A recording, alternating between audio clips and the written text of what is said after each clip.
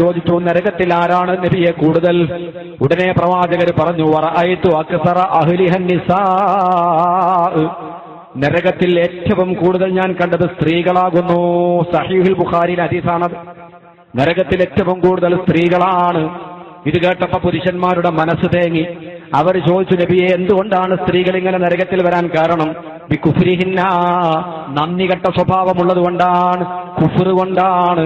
ബികുഫ്രിഹിന്ന എന്ന് പറഞ്ഞപ്പോൾ അവർ ചോദിച്ചു, യക്ഫുർന ബില്ലാഹ്, അള്ളാഹിനോട് നന്ദി കെട്ട സ്വഭാവം കാണിച്ചത് കൊണ്ടാണോ, അള്ളാഹുവിനോട് കുഫ്ർ കാണിച്ചത് കൊണ്ടാണോ നരകത്തിൽ വന്നത്?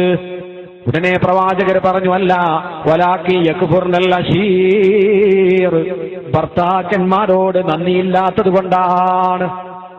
ഭർത്താക്കന്മാരോട് വളരെ നന്ദിയില്ലാതെ പെരുമാറും. എത്ര നിഅമത്ത് ചെയ്തു കൊടുത്ത ഭർത്താവാണെങ്കിലും, എത്ര സ്നേഹിക്കുന്ന ഭർത്താവാണെങ്കിലും അതെല്ലാം തള്ളിപ്പറയുന്ന സ്വഭാവം, നിസാരമായി കാണുന്ന സ്വഭാവം, ആ സ്വഭാവക്കാരിയായ പെണ്ണുങ്ങളാണ് നരകത്തിൽ കൂടുതലെന്ന് നബിയുനാ റസൂലുള്ളാഹി. നിസ്കാരത്തിന്റെ കുറവല്ല, നോമ്പിന്റെ കുറവല്ല, ഖുർആൻ പാരായണത്തിന്റെയോ സദഖയുടെയോ കുറവല്ല, ഭർത്താക്കന്മാരോട് നന്ദിയില്ലാത്തൊരൊറ്റ കാരണമാണ് ഏറ്റവും കൂടുതൽ നരകത്തിൽ വന്നതെന്ന് നബിയുനാ റസൂലുള്ളാഹി. ആലോചിച്ചു നിങ്ങൾ, അല്ലാഹു നമ്മളെ കാത്തുരക്ഷിക്കട്ടെ, പടച്ചോൻ നമ്മളെ സഹോദരിമാരെ കാത്തുരക്ഷിക്കട്ടെ. ഭർത്താവിനോട് നന്ദിയില്ലാതെ പെരുമാറിയത് കൊണ്ടാണ് നരകത്തിൽ കൂടുതൽ പെണ്ണുങ്ങൾ വന്നത്. ബുഖാരി ഇമാം റിപ്പോർട്ട് ചെയ്യുന്ന ഹദീസാണ്.